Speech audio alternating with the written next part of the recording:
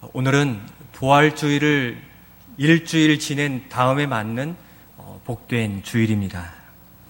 우리는 십자가의 계절을 기억하고 고난주간과 부활주일을 통하여 그 의미를 되새기고 우리에게 주신 사랑과 우리의 삶을 각오하며 잘 지냈습니다. 우리는 십자가 고난과 또 그 죽으심을 통한 사랑, 부활의 크신 능력을 확인했고 경험한 부활의 증인들입니다. 그렇게 놀라운 은혜가 한 주간에 어떤 분들은 주중 주님과 만나는 시간들을 조금 더 늘렸다는 소식도 들려지고요. 또 말씀 노트를 통해 쓰기가 훈련되다 보니까 조금 더 쓸만한 이렇게 훈련이 된 것 같습니다 하면서 또 그런 일들을 계속해 가겠다 하시는 분도 있으십니다. 어느덧 1인 1독 하기로 했는데 신약을 다 읽고 구약을 읽어오시던 분들은 1독이 금방 맞춰질 텐데 우리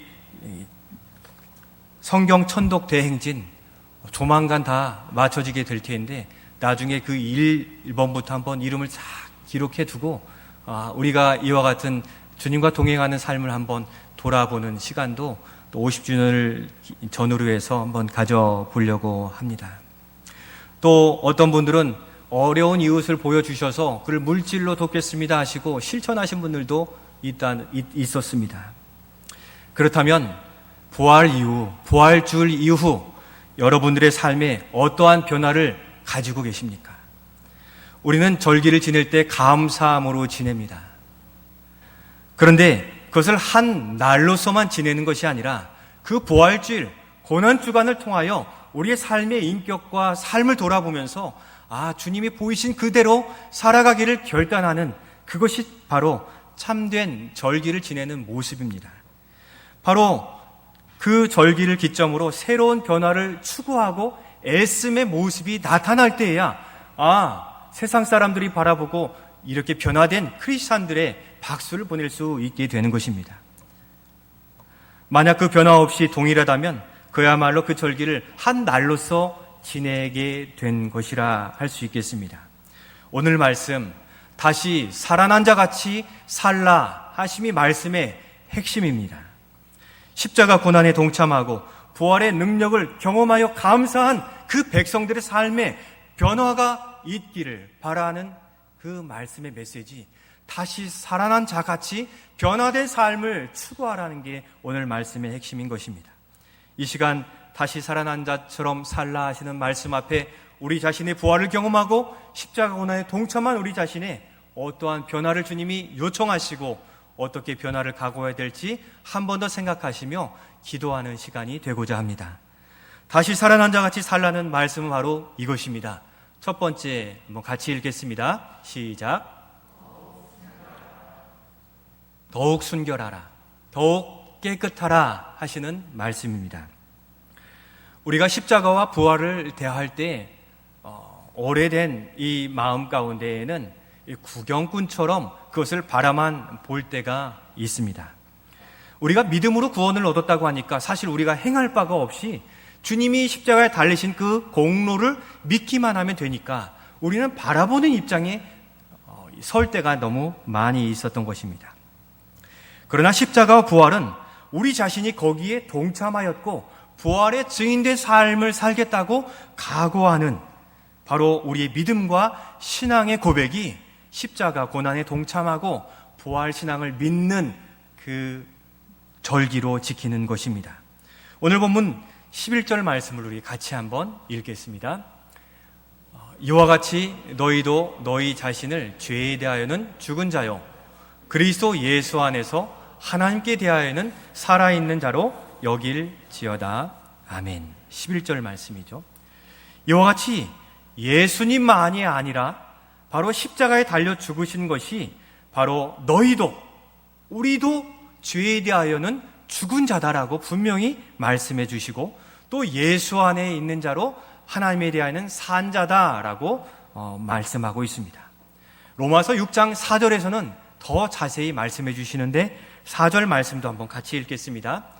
우리가 그 예수님의 죽으심과 합하여 세례를 받음으로 그와 함께 장사 죽음에 이르게 되었나니 아멘. 예수님이 십자가에 죽으시고 장사되실 때 우리는 어떠했습니까? 우리도 그렇게 연합하여 죽었다라고 말씀합니다. 곧 우리가 예수님이 십자가에 달리실 때 우리 자신도 그 십자가에 못 박은 것입니다. 무엇을 못 박은 것입니까? 6절 말씀도 한 번 더 같이 읽겠습니다. 6절입니다. 우리가 알거니와 우리의 옛사람이 예수와 함께 십자가에 못 박힌 것은 죄의 몸이 죽어 다시는 우리가 죄에게 종노릇 하지 아니하려 함이니. 아멘. 우리의 무엇이 같이 못 박힌 것입니까? 옛사람.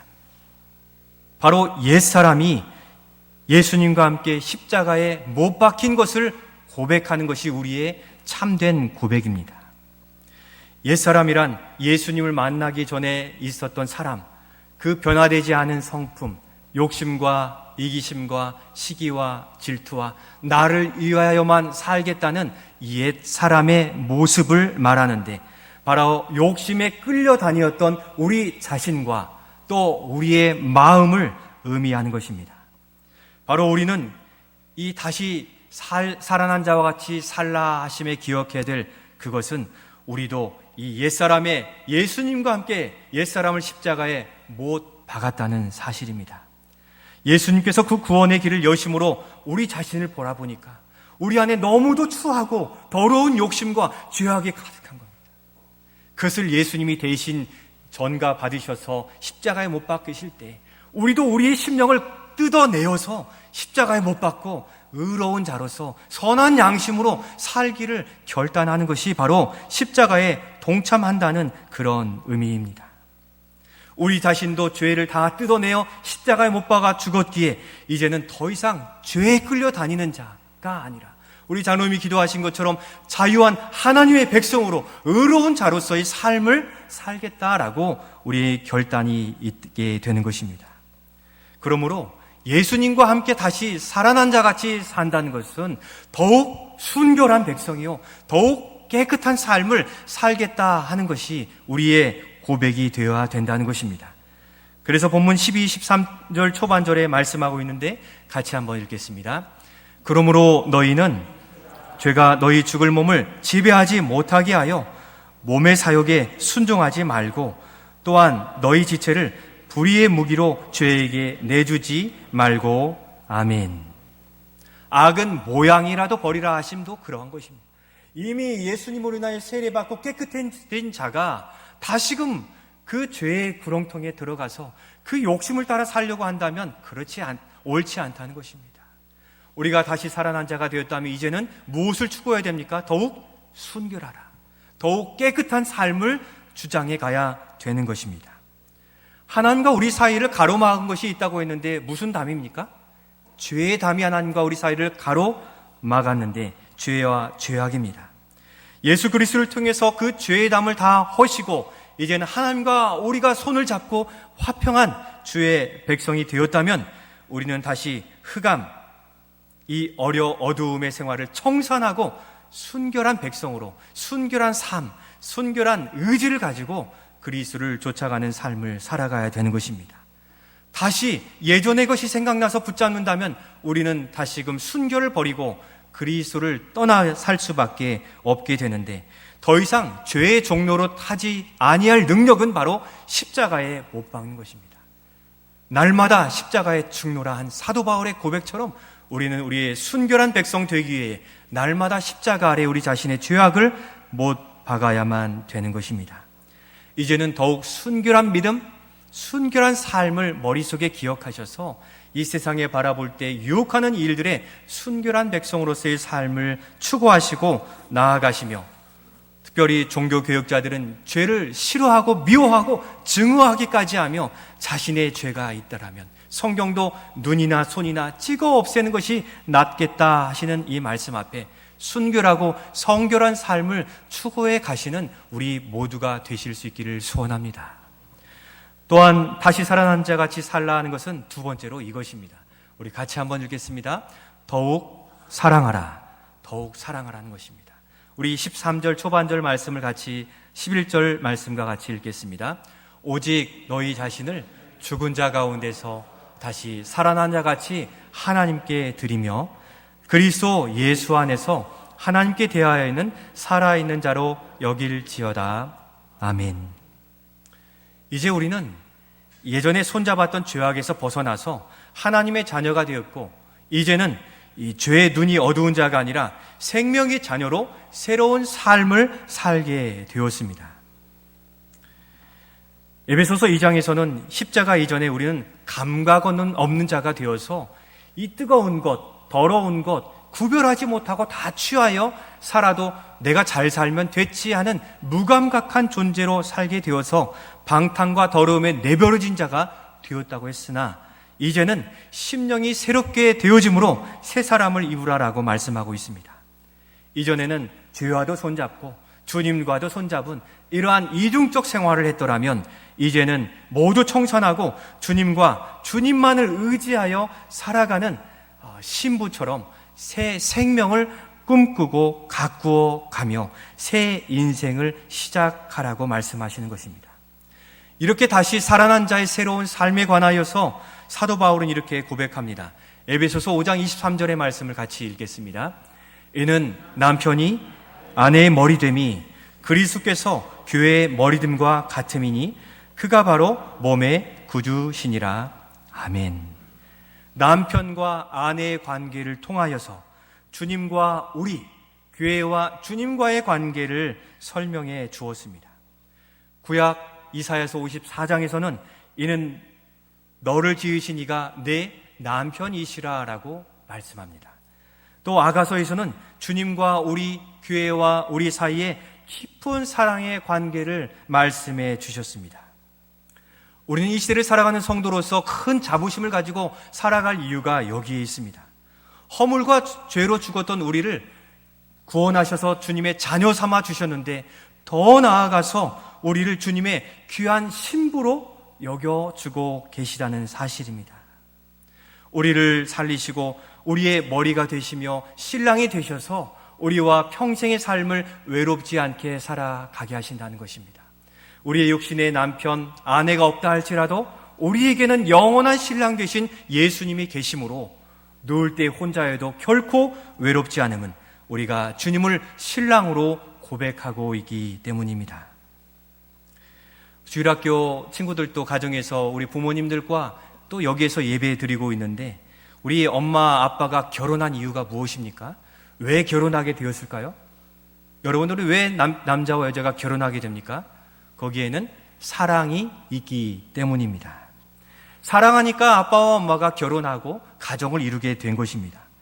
부부간에 가장 중요한 것이 바로 이 신뢰에 기초한 이 사랑입니다. 바로 사랑이 넘치는 가정이 참 행복한 가정입니다. 그렇듯 예수님은 우리를 신부로 여기시면서 우리를 깊이 사랑해 주십니다.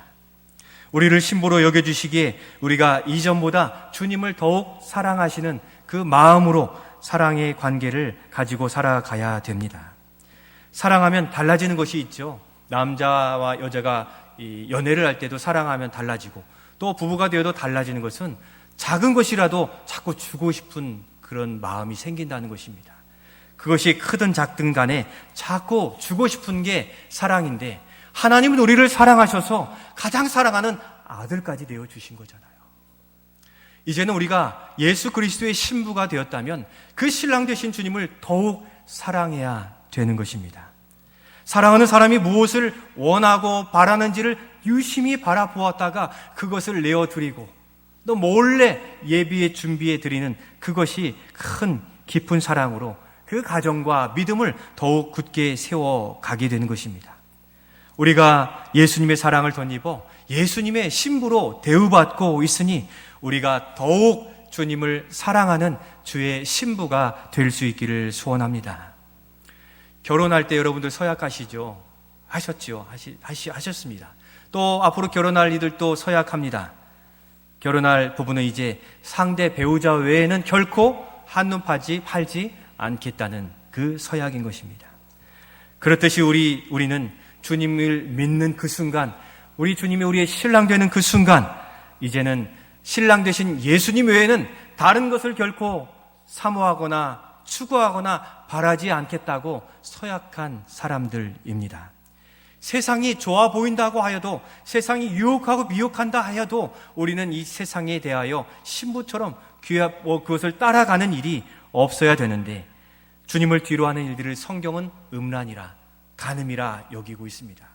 오늘 우리의 시대에 이와 같은 장벽들이 무너져가고 아름다운 이별이란 말로 꾸며가고 있지만, 그리스도 안에서 아름다운 이별은 있을 수 없으며, 그 인생의 가장 큰 상처 중에는 부모님을 먼저 여의는 것과 또 남자와 여자가 헤어지는 이것이 인생의 가장 큰 쇼크로 평생 지워지지 않는 상처로 남게 된다 이야기하고 있습니다. 그렇듯 우리가 주님과 신랑과 신부의 관계로서 결혼한 백성이 된 것입니다.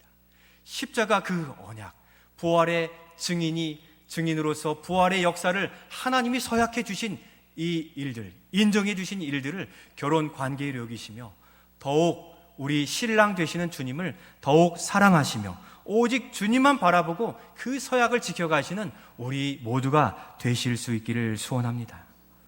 저도 결혼했던 그 20년 전에 그 날들을 기억하는데, 저 모교에서 결혼을 했고요. 지금처럼 봄날에 철쭉이 피는 그런 계절이었습니다. 아내가 들어오고 또 주례 목사님의 말씀 따라서 평생 검은 머리가 파뿌리가 되도록 살아야겠느냐라는 그 서약을 이렇게 하게 되었습니다. 또한 말씀 안에서 믿음으로 그 당시에는 신학을 준비하고 있어서 평생 사역자로 가겠느냐 하는 서약까지 하게 되었는데, 여전히 그 서약은 저의 가슴에 남아있고, 아내를 향하여 최선을 다한다고 하는데 때로 어려움을 겪게 하는 일들도 많이 있는 것 같습니다. 우리 자신이 가정을 이루고 살아가듯 우리 주님을 신랑으로 여기며 살아가는 이 서약을 늘 기억하셔서 한눈판 삶이 아니라 오직 우리의 사랑이신 예수 그리스도만 바라보고 살아가는, 우리 주님을 더욱 사랑하는 순전한 고백을 나타내 보일 수 있기를 소원합니다. 제가 어느 날 새벽 기도를 마치고 이 말씀을 준비하고 그런 마음이 들어서 자고 있는 아내의 귀 속에 사랑해요 한번 했더니 머리가 움직이는데 잘 몰라서 한 번 더 했더니 그렇다고 하더라고요. 마찬가지로 여러분의 가정에서도 사랑해요라는 말 굉장히 어색하잖아요. 자고 있을 때라도 한번 해주십시오. 부부간의 사랑을 세워가는 길이며, 특별히 주를 향한 사랑을 주님께 더욱 고백해 가시는 우리가 될 수 있기를 소원합니다. 제가 아침에 우리 안 집사님이 찬양 인도하시며 저는 마스크가 없으니까 크게 찬송하는데 너무 좋았어요. 근데 여러분들을 보니까 마스크에 다 막혀서 벌써 2달을 이렇게 마스크 쓰고 찬양하는 우리의 목소리가 이렇게 목소리의 균형을 잃은 것이 아닐까? 큰 소리 내어 찬양하지 못한 것은 아닐까? 그런 생각도 들었습니다. 여러분, 주님을 사랑하시기에 가정에 가셔서 마스크 없이 찬양할 수 있는 시간들이 있지 않습니까? 마스크 때문에 크게 하지 못한 우리의 심령을 가정에서 더욱 사랑, 그 찬송으로 힘있게 또 마음을 다하여 찬양하는, 사랑을 고백하는 우리 모두가 될 수 있기를 소원합니다. 또 신랑 신부가 결혼하면 최대 관심사가 우리 시대에는 이 집인 것 같아요. 나의 집을 가지는 게 소원인데, 사실 우리가 10년을 일해도 자력으로는 얻을 수 없는 게 그 집이라고 이렇게 직장인들의 이런 통계가 있습니다. 그런데 큰 집이든 작은 집이든 잘 꾸미고 싶은 게 사랑하는 사람들의 마음입니다. 저와 아내도 결혼하면서 말씀드렸듯이 저희 아버지 집에 차고를 꾸며가지고 자동차 들어간 집을 꾸며서 다 문도 달고 해가지고 좋은 신혼방을 3년 정도 이렇게 살아간 기억이 있습니다. 리모델링해서 살게 되었는데, 아무리 작고 어떠하다 할지라도, 크고 어떠할지라도 하더라도 거기에 사랑하는 사람과 함께하면 거기가 행복한 곳입니다. 바로 지금 가정에서 예배드리는 우리 성도님들도 지금 주님과 신랑과 함께 예배하기에 바로 그것이 천국이요 하나님 나라인 것을 알고, 우리 또한 여기 주님과 함께하는 이곳이 바로 천국인 것을 알아 우리가 거하는 이곳, 우리가 거하는 가정을, 또 그리스도의 집이 세워진 우리의 심령을 아름답게 가꾸어 갈 수 있기를 소원합니다. 봄이 되어서 지난주 우리 집사님들과 식사를 하고 저희 사택 화단에 가서 조금 이렇게 가꾸었습니다. 한 2주 전에는 이 꽃들을 많이 심었거든요. 우리 찬양대원들이 이렇게 올라가시면서 꽃들을 바라보고 참 기뻐하면 좋겠다는 마음이 그러게 사랑인 것 같아요. 그래서 꽃들을 많이 심었고 이제 내년에는 여러분들이 좀 기대할 만한 꽃잔디 동산이 나타나지 않을까 생각이 듭니다. 사랑하면 무엇이든지 이렇게 베풀어주고 가꾸어주고 싶고 좋게 만드는 것인데, 여러분 부활주의를 경험하고 지난 신랑 되신 주님 앞에 여러분들 안에 지어둔 그리스도의 집은 지금 어떠한 상태입니까? 나라가 어렵고 예배를 드리지 못하니까, 함께 모이지 못한다고 그냥 두어버렸습니까? 그냥 두어버린 굳어져서 거기서 뭐가 자라기 어렵습니다. 갈아엎고 또 눈물로 회개하고 돌이킬 때 거기서 싹이 나고 아름다운 열매들이 맺혀지게 되는데, 저희 딸들과 함께 심었어요. 여러분들 지금 가정에서 드리는 게 기회입니다. 여러분의 텃밭을 일구는 거예요. 그리스도의 집에 가정을 일구는 것이거든요. 그리스도의 목소리가, 찬양의 목소리가, 말씀을 같이 쓰는 시간, 이 텃밭을 일구는 시간에 여러분들의 가정, 여러분들의 심령, 우리의 교회를 잘 가꾸어가는, 더욱 주님을 사랑하는 우리 모두가 되실 수 있기를 소원합니다. 마지막으로 다시 살아난 자같이 살라 하심은 3번째 이것입니다. 같이 읽겠습니다. 더욱 힘써 드리라. 우리 주님 앞에 더욱 의의 무기로 힘써 드리라라고 말씀하시는데 13절 말씀 같이 한번 읽겠습니다. 오직 너희 자신을 죽은 자 가운데서 다시 살아난 자같이 하나님께 드리며 너희 지체를 의의 무기로 하나님께 드리라. 아멘. 다시 살아난 자로서 우리가 가져야 될 이 마음의 자세는 의의 무기, 선한 도구로서 주님께, 하나님께 드리라는 것입니다. 이전에는 내 욕심과 내 뜻을 이루는데 내 시간과 재능을 드리기에 바빴더라면, 이제는 우리를 살리신, 우리와 함께 사시는 내 안에 계신 이 주님의 비전을 품고 주님과 인생 계획을 세워가라는 것입니다. 사도 바울은 유대 지도자의 높은 종교적 반열에 있어서 종교적 욕심을 가지고 살았지만, 예수님을 만나면서 그가 가졌던 유대 종교적인 이 가치관들을 다 배설물로 여기고 십자가에 못 박은 뒤 그 인생관이 바뀌었습니다. 바로 우리도 십자가에 못 박은 그 백성들 부활의 증인이기에 우리도 그와 같은 고백으로 사는 것입니다. 우리 고린도전서 10장 31절 말씀 같이 읽겠습니다. 그런즉 너희가 무엇을 먹든지 마시든지 무엇을 하든지 다 하나님의 영광을 위하여 하라. 아멘. 우리를 살리신 주님께 무엇을 드려도 아깝지 않은 게 우리의 마음이어야 하고 마음이 되어야 합니다. 그런데 우리는 때로 주님께 드리는 것이 너무 아깝게 느껴질 때가 있다는 것이죠. 여러분, 우리를 죽음에서 구원의 생명의 은인에게 뭘 드리는 게 전혀 아깝지 않지 않습니까? 우리가 어려운 일을 당했을 때 사람으로부터 도움받으면 그것을 갚느라고 무언가 받지 않으려고 해도 살해를 하게 되는 것인데, 우리를 죄에서 구원해 주신 주님이 영원한 죄를 사해 주시고 천국을 예비해 주신 그 은혜에 우리는 주님께 드리기에 아까운 마음이 든다면, 과연 우리가 진실한 신앙의 고백으로 살아나는 것을 인정하고 있는지 우리 자신의 마음에 손을 얹고 돌아봐야 되는 것입니다. 세상은 우리를 이용하고 또 이용하지만 우리 주님은 세상과 달리 심은 대로 거두어 얻게 하시는 주님이세요. 충성된 자들에게는 더 많은 것을 맡기시는 공의롭고 정의로우신 하나님이세요. 세상에는 우리가 자꾸 내어서 나를 써주세요, 나를 여기 있게 해주세요, 내 것을 내어드리기에 힘쓰면서 우리에게 정당한 이 소득을 허락하시는 주님께는 내어드리고 헌신하고 아까워하는 마음을 가진다면 그것은 무언가 잘못된 믿음에 속하고 있다는 것입니다. 우리 주님은 세상과 달리 심은 대로 거두게 해요. 오늘날 청년들이 열심히 일해도 9세대, 10세대가 되는 이 심은 대로 거두지 못하지만 주님을 의지한 자는 그대로 거두기에 우리 사랑하는 청년들, 세상에 소망을 둘 것이 아니라 이 모든 일에 심은 대로 거두게 하시고 충성된 자들에게 더 주시는 그 하나님을 의지하여 학업과 또 취업과 직장의 모든 일에 주님을 바라보고 살아가는 우리 청년들이 될 수 있기를 소원합니다. 다만 그 원리는 바로 이것입니다. 바로 마태복음 16장 33절에 이와 같은 원리를 우리에게 말씀하시기에 이것을 믿고 나아가야 되는 것입니다. 우리 한번 같이 읽겠습니다. 그런즉 너희는 먼저 그의 나라와 그의 의를 구하라. 그리하면 이 모든 것을 너희에게 더하시리라. 아멘. 이 믿음으로 일하고, 이 믿음으로 공부하고, 이 믿음으로 우리의 산업을 일구어가는, 주님께 더욱 힘써 드리는 우리 모두가 되실 수 있기를 소원합니다.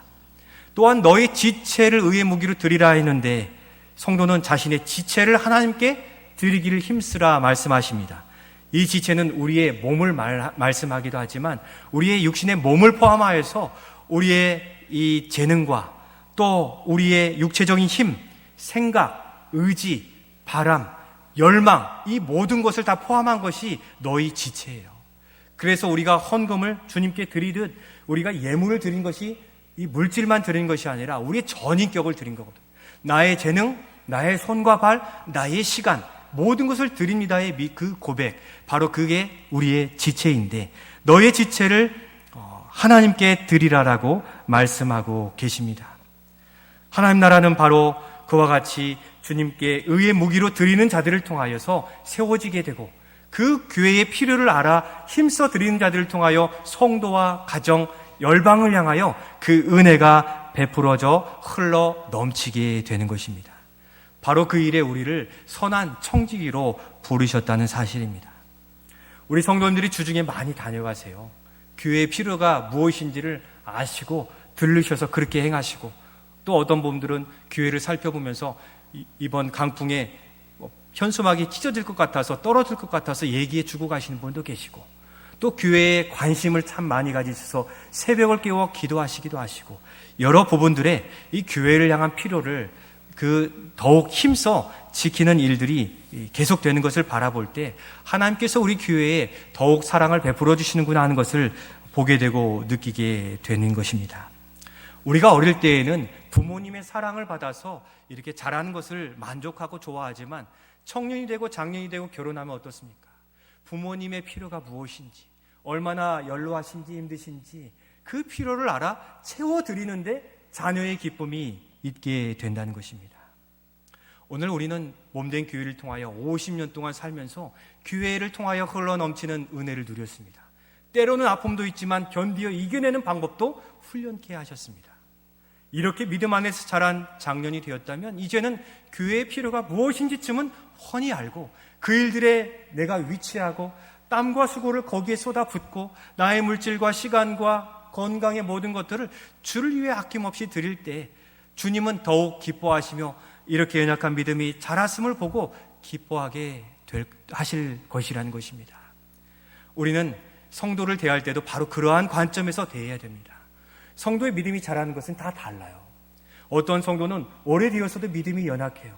그렇다고 해서 그를 판단하고 또 나무랄 것이 아니라 그도 하나님의 은혜가 부어지면 자랄 것을 바라보는 믿음 가운데 소망으로 그를 위해 더욱 손잡아주고 붙잡아줘야 됩니다. 우리 교회에도 이렇게 누추하고 냄새나고 어렵게 드나드는 우리 집사님 계시잖아요. 또 휠체어도 타고 전동차도 타고 오시는 분도 계세요. 그러한 일들 앞에 우리는 믿음의 눈을 가지고 장기적인 안목에서 우리도 그와 같았었는데 변화될 것을 소망하며 손잡아줘야 되지, 지금 당장 그러하다고 양파 껍질 다 말랐다고 까버리면 그 다음 양파 껍질이 희생당하게 되는 겁니다. 우리는 성도의 사랑으로 이때 이 어려운 시기에 모이기 힘든데 이렇게 만나 기쁨을 누리듯이 성도 한 사람 한 사람을 귀히 여기는 우리 모두가 되셔서 주님이 보내신 양이고 귀히 여기시는 양이라면 우리가 울타리 안에 거할 수 있도록 처소를 마련해주고 그의 마음을 위로해주며 함께 세워져가는 우리 모두가 되실 수 있기를 소원합니다. 어릴 때 부모님의 사랑을 받아 여기까지 자랐는데 여러분 이제 어버이날이 앞에 오고 있습니다. 미리 말씀드리는 것은 우리 부모님이 키워주신 그 사랑과 그 믿음의 교훈들을 기억하여 지금 우리 부모님 무엇이 필요한가, 그 마음의 불편함이 무엇인가, 정말 이것 없으면 안 되신 것이 무엇인가 한번 살펴보셨다가 그 우리 부모님께 어버이날 전후로 그 그 모든 것들을 베풀어 또 섬기실 수 있기를 바라고, 부모님이 계시지 않으시면 우리 교회에 계시는 어르신들의 필요를 한번 바라보시며 그 필요를 채워드리는 이러한 믿음 안에 성숙한 모습들이 우리 교회 안에 있어지기를 소원합니다. 바로 성도 여러분, 성도들의 즐거움도 바로 여기에 있고 우리의 주님의 기쁨도 여기에 있습니다. 우리 주님께서 오늘 우리의 변화와 성장 그리고 헌신의 삶을 기뻐 여기시고 기대하고 계십니다. 어린아이로 계속 머물기를 바라는 부모가 어디 있겠습니까? 그동안 몸된 교회를 세워오시고 또 수고한 눈물과 땀 그리고 헌신을 결코 주님은 잊지 않으시고 그것을 갚아주시고 갚아주실 기회를 찾으시는데, 그 주님을 우리가 더욱 사랑하고 더욱더 찾아가실 수 있기를 소원합니다. 또한 우리가 교회를 통하여 이렇게 50년 동안 자라오게 되었는데 여전히 주님을 더욱 사랑하며 이 시대의 어두운 시대에 더욱 순결한 백성으로 존재하고 또 그리스도의 신부로서 존재하며 주님이 기뻐하시고 사랑받고 있구나 하는 그 몸된 교회의 주님의 마음이 우리 성도들 안에 은혜로 펼쳐져가는 우리 제일교회 될 수 있기를 소원합니다.